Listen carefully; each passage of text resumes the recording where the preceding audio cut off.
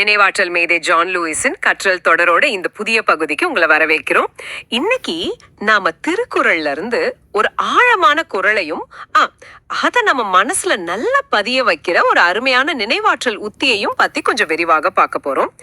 இது வெறும் மனப்பாடம் பண்றது மட்டும் இல்ல, ஒரு முக்கியமான வாழ்க்கை மனப்பான்மையை பத்தி பேசுது. அதாவது நல்லது செய்யறத ஒரு விருப்பமா இல்லாம நம்மளோட கடமையா பாக்குறது எப்படின்னு பார்த்து அதை நினைவில் நிறுத்த ஜான் லூயிஸோட ஒரு உத்தியையும் பார்க்கலாம். ஆமா, நீங்க சொல்றது ரொம்ப சரி. இன்னைக்கு நாம பேச போற விஷயம் குறிப்பா ஸ்டூடெண்ட்ஸ், டீச்சர்ஸ் இவங்க ரெண்டு பேருக்குமே ரொம்ப யூஸ்ஃபுல்லா இருக்கும்னு நினைக்கிறேன். ஓ அப்படியா? எப்படி? ஏன்னா இது வெறும் மனப்பாடம் பண்றதை தாண்டி கத்துக்கிறதோட அர்த்தத்தை எப்படி ஆழமாக்குறது, சொல்லி கொடுக்கறது எப்படி இன்னும் சுவாரஸ்யமா மாத்துறதுன்னு ஒரு பிராக்டிக்கல் கைடன்ஸ் மாதிரி.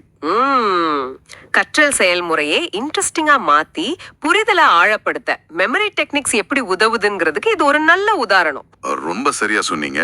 அப்போ நாம இன்னைக்கு பார்க்க போறது திருவள்ளுவரோட சான்றாண்மை அதிகாரத்துல வர்ற 981வது குறள். கடன் என்ப நல்லவை எல்லாம் கடன் அறிந்து சான்றாண்மை மேற்கொள்பவருக்கு.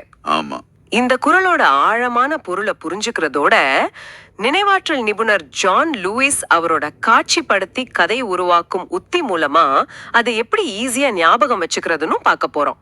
நம்ம நோக்கம் அதோட ஞானத்தை தெரிஞ்சுக்கிறது மட்டும் இல்ல, அதை நம்ம கூடவே வச்சுக்கிறது தான். சரி, அப்போ திருக்குறளோட பின்னணில இருந்து ஆரம்பிக்கலாமா? திருக்குறள் திருவள்ளுவர் எழுதினது. அறம், பொருள், காமம்னு 3 பெரும் பிரிவு இருக்கிறது நம்ம எல்லாருக்கும் தெரியும். ஆமா, இதுல இந்த சான்றாண்மை அதிகாரம் 2வது பிரிவான பொருட்பல்ல வருது இல்லையா? கரெக்ட். இந்த பொருட்பல் பொதுவா ஒரு மனுஷனோட வாழ்க்கை, சமூகம் சார்ந்த விஷயங்களை பத்தி பேசுறதால இந்த அதிகாரம் அதுல ரொம்ப முக்கியம் சொல்லலாமா? மிகச்சரியா புடிச்சிங்க. பொருட்பாலுங்கிறது தனி மனிதன், சமூகம் இவங்களோட வாழ்க்கைக்கான அடித்தளங்களான அரசியல், பொருளாதாரம், நட்பு, கடமை இது எல்லாம் பத்தி பேசுது. இதுல சான்றாண்மைங்கிறது ஒரு தனி மனுஷனோட குணத்தை பத்தி பேசுது. ஓஹோ, குணம்னா அதாவது அறிவு, திறமை, நல்ல பண்பு, நேர்மை, இப்படி எல்லா நல்ல விஷயங்களும் நிறைஞ்சு எந்த குறையும் இல்லாம இருக்கிற தன்மை. சொல்ல போனா ஒரு கம்ப்ளீட் பர்சனாலிட்டிக்கான இலக்கணம் மாதிரி. இது ஏன் முக்கியம்னா இப்படிப்பட்டவங்க தான் சமூகத்துக்கு ஒரு வழிகாட்டியா, நம்பிக்கைக்குரியவங்களா இருக்க முடியும். அப்போ இந்த 981வது குறள் அந்த சான்றாண்மையோட ஸ்டார்டிங் பாயிண்டா, அதோட அடிப்படை தத்துவத்தை சொல்லுதா? ஆமா, இது சான்றாண்மை அதிகாரத்தோட முதல் குறள். இது சும்மா நல்ல குணங்களை லிஸ்ட் போடாம ஒரு சான்றோரோட அடிப்படை மனநிலை, அதாவது அவங்க உலகத்தை எப்படி பாக்குறாங்க, தன்னோட செயல்களை எப்படி உணர்றாங்கிறத டிஃபைன் பண்ணுது. இதுதான் சான்றாண்மைங்கிற பெரிய பில்டிங்கான ஃபவுண்டேஷன். சரி சரி, இந்த பேக்ரவுண்டோட குறளை பார்க்கலாம். கடனென்ப நல்லவை எல்லாம் கடனறிந்து சான்றாண்மை மேற்கொள்பவர்க்கு. இதோட மெயின் ஐடியா என்ன? இதோட தெளிவான பொருள் என்னன்னா, தன்னோட கடமை இதுதான் அன்னு நல்லா உணர்ந்து கடனறிந்து சான்றாண்மைங்கிற உயர்ந்த பண்பை தன்னோட வாழ்க்கை வழியா ஏத்துக்கிட்டு வாழறவங்களுக்கு, சான்றாண்மை மேற்கொள்பவருக்கு உலகத்துல நல்லதுன்னு போற்றப்படுற எல்லா நல்ல குணங்களும், நல்லவை எல்லாம் இயல்பாவே செய்ய வேண்டிய கடமைகளாத்தான் கருதப்படும். கடன் என்ப. ஓ அப்படி என்ன? ஒரு சான்றோன் செய்யற நல்ல காரியங்கள், மத்தவங்களுக்கு ஹெல்ப் பண்றது, நேர்மையா இருக்கிறது, இதெல்லாம் அவங்களுக்கு பெருமை சேர்க்கிற விஷயங்கிறத விட அது அவங்களோட இயல்பான பொறுப்பு, செய்ய வேண்டிய கடமைன்னு அவங்க உணர்றாங்க. அப்படிதானே? மிகச்சரியா புரிஞ்சுக்கிட்டீங்க. அவங்களுக்கு ஒரு நல்ல காரியத்தை செய்யறதுங்கிறது நான் ரொம்ப நல்லவன்னு காட்டிக்கிறதுக்கான சான்ஸ் இல்ல. அது அவங்களோட நேச்சர், அவங்களோட ரெஸ்பான்சிபிலிட்டி. பாராட்டுக்கோ புகழுக்கோ அவங்க அதை செய்ய மாட்டாங்க. அதுவா நடக்கும். நான் நல்லது பண்றேங்கிற எண்ணத்தை விட இது என்னோட கடமைங்கிற ஃபீலிங் தான் அங்க ஜாஸ்தியா இருக்கும். இது ஒரு விதத்துல ரொம்ப இயல்பான, சிரமமே இல்லாத ஒரு நற்பண்பு நிலை. இந்த ஆழமான பொருளை இன்னும் தெளிவா புரிஞ்சுக்க இதுல இருக்கிற முக்கியமான வார்த்தைகளை தனியா பிரிச்சு பார்த்தா நல்லா இருக்கும்னு நினைக்கிறேன். நல்ல யோசனை, பார்க்கலாம். கடன் என்ப இதுக்கு அர்த்தம் கடமைகள்னு சொல்லப்படும் அல்லது கருதப்படும். நல்லவை எல்லாம் இது உலகத்துல நல்லதுன்னு ஏத்துக்கிட்ட எல்லா நல்ல குணங்களும், அன்பு, கருணை, நேர்மை, அறிவு, இந்த மாதிரி. கடன் அறிந்து தன்னோட பொறுப்பு அல்லது கடமை ஏதுன்னு தெரிவா உணர்ந்து, சும்மா கடமையை செய்யறது இல்ல, அதை உணர்ந்து செய்யறது. சான்றாண்மை நாம ஏற்கனவே சொன்ன மாதிரி நல்ல குணங்களால எந்த குறையும் இல்லாம நிறைஞ்சு நிக்கிற தன்மை, ஒரு முழுமையான ஆளுமை. மேற்கொள்பவர்கள் அந்த சான்றாண்மைங்கிற பண்பை ஏத்துக்கிட்டு அதன்படி வாழவங்களுக்கு. இப்ப இன்னும் கிளியரா இருக்கு. அப்போ சுருக்கமா சொன்னா, தன் பொறுப்பை உணர்ந்து சான்றாண்மை வழியில வாழ்றவங்களுக்கு எல்லா நல்ல குணங்களும் இயல்பான கடமைகளாவே இருக்கும். இந்த முக்கியமான கருத்தை மனசுல எப்படி பதிய வைக்கிறது? இங்கதான் ஜான் லூயிஸ் அவரோட உத்தி உள்ள வருது இல்லையா? ஆமா, கரெக்டா சொல்லிங்க. இவ்வளோ ஆழமான ஒரு பிலாசபிய வெறும் லைன்ஸா மனப்பாடம் பண்றது கஷ்டம். அப்படியே பண்ணாலும் மனசுல நிக்காது. இதை சிம்பிளாக்க மெமரி டெக்னிக்ஸ்ல பெரிய கான்ட்ரிபியூஷன் பண்ணியிருக்க ஜான் லூயிஸ் அவரோட காட்சிப்படுத்தி கதை உருவாக்கும் உத்தி, அதாவது விஷுவலைசேஷன் அண்ட் ஸ்டோரி மெத்தட் உதவுது. இதோட நோக்கமே அப்டிராக்டான ஐடியாஸை கான்கிரீட்டான மென்டல் இமேஜஸ் வழியா மனசுல நிறுத்துறது தான். ஜான் லூயிஸ் கத்துக்கிறத சிம்பிளாவும் எஃபெக்டிவா மாத்த இது மாதிரி நிறைய டெக்னிக்ஸ் கொடுத்திருக்காரு. ஒரு குரலுக்கு காட்சி வழியா கதை அமைக்கிறது, இது கேட்கறதுக்கே இன்ட்ரெஸ்டிங்கா இருக்கே. இந்த டெக்னிக்கை இந்த குரலுக்கு எப்படி யூஸ் பண்றதுன்னு ஸ்டெப் பை ஸ்டெப்பா சொல்ல முடியுமா? நிச்சயமா. முதல் வரியிலிருந்து ஆரம்பிக்கலாம். கடன் என்ப நல்லவை எல்லாம். இதை எப்படி ஒரு காட்சியா மாத்துறதுன்னு பார்ப்போம். சரி, சொல்லுங்க. முதல் காட்சி, நீங்க ஒரு பெரிய நல்ல வெளிச்சமான கடைக்குள்ள போறீங்கன்னு கற்பனை பண்ணிக்கோங்க.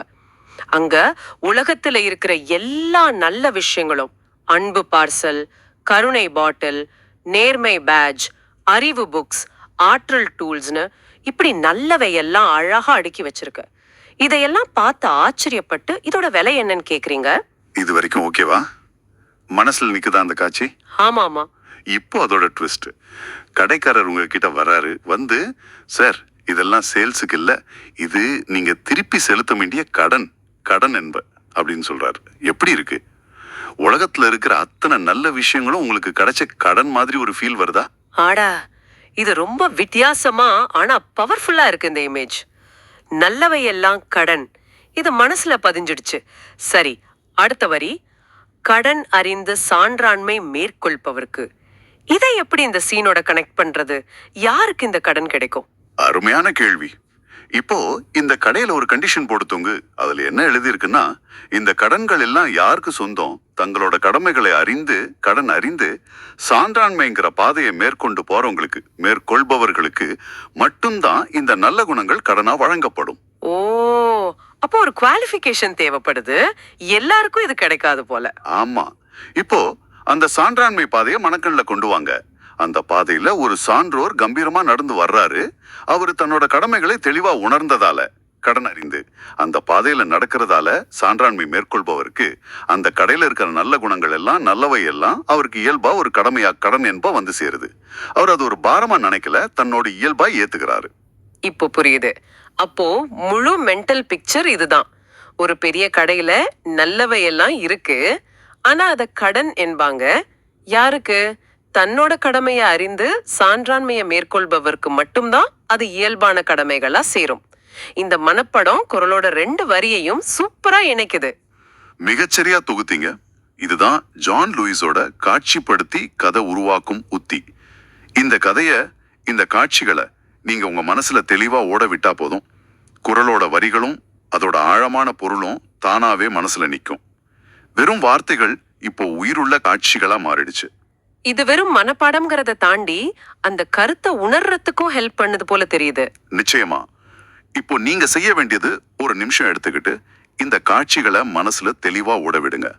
முதல் காட்சி, கடை, நல்ல பொருள்கள், அது கடன். 2வது காட்சி, கண்டிஷன் போர்டு, சான்றாண்மை பாதை, கடமையை அறிஞ்சவரு, நடந்து வர்றது. 2யும் லாஜிக்கலா கனெக்ட் பண்ணுங்க.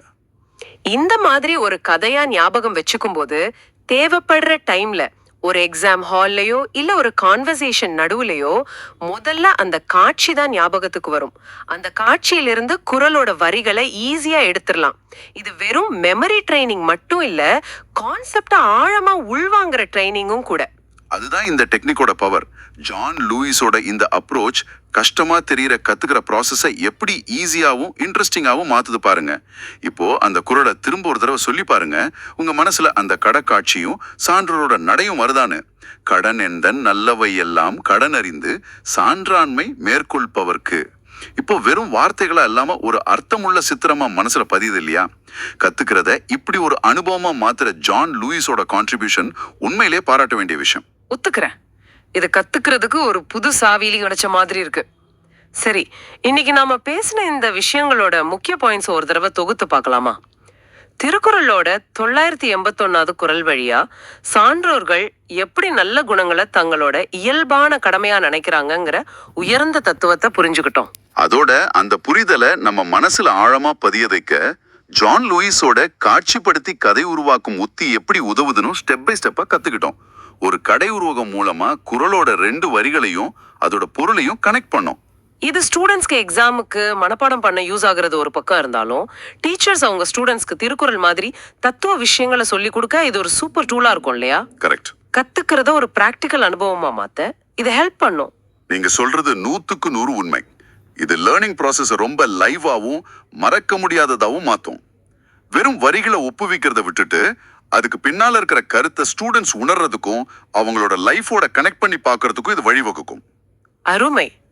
இப்போ உங்களுக்கான ஒரு சிந்தனை தூண்டல். இந்த குறளை ஞாபகம் வச்சுக்கிறதையும் இந்த மெமரி டெக்னிக்கை யூஸ் பண்றதையும் தாண்டி இதோட மைய கருத்தை பத்தி யோசிங்க.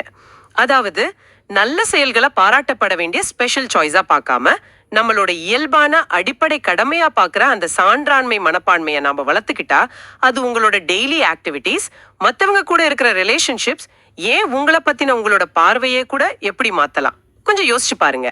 இது ஆழமா யோசிக்க வேண்டிய ஒரு கேள்விதான். இன்னைக்கு இந்த அலசல்ல எங்களோட இருந்தவங்களுக்கு எங்களோட மனமார்ந்த நன்றி. நினைவாற்றல் நுட்பங்கள் பத்தின ஜான் லூயிஸோட கற்றல் தொடரோட அடுத்த அத்தியாயத்துல இன்னும் பல பயனுள்ள உத்திகளோட உங்களை சந்திக்க ரொம்ப ஆவலா காத்துட்டு இருக்கோம். தொடர்ந்து இணைஞ்சிருங்க.